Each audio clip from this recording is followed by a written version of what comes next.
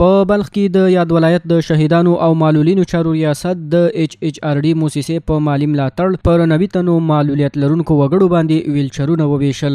د دغه ریاست مسؤلین وایي په راتلونکي کې به هم د معلولو کسانو د ژوند ښه کېدو او اسانتیاو برابرولو په موخه د مرستو ویشلو پروسه دوام ولري. همدارنګه د دستګیر دفتر استازی وایي په دغه پروسه کې تر اوسه پورې په 4 ولایتونو کې د 400 معلولو کسانو سره مرسته کړې ده. په مجموع کې تقریبا 90 کورنۍ دپاره موږ د ترتیب د توزیع د دغه ویلچرانو لرو چې دا په مجموع کې د دې قیمت غالبا د 14 لک افغانۍ شاوخوا د دې قیمت کېږي.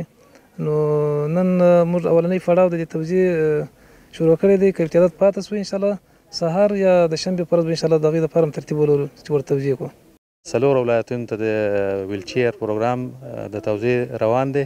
په ننګرهار کې متوزیع وشو الحمدلله. اوس فی الحال په بلخ ولایت کې چې 80 نوي دغه ویلچیر دلته به توزیع کوو انشاءالله. له بل پلوه معلولیت لرونکي وګړي هم د مرستو څخه خوښي څرګندوي.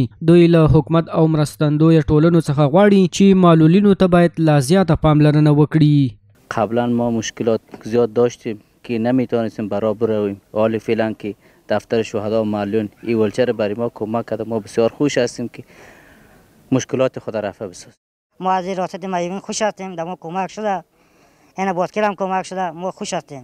د شته شمیرو پر بنسټ د بلخ ولایت د شهیدانو او معلولینو په چارو ریاست کې 14,000 اړمن کسان ثبت دي چې له دې جملې څخه یوازې 6,000 معلولین دي.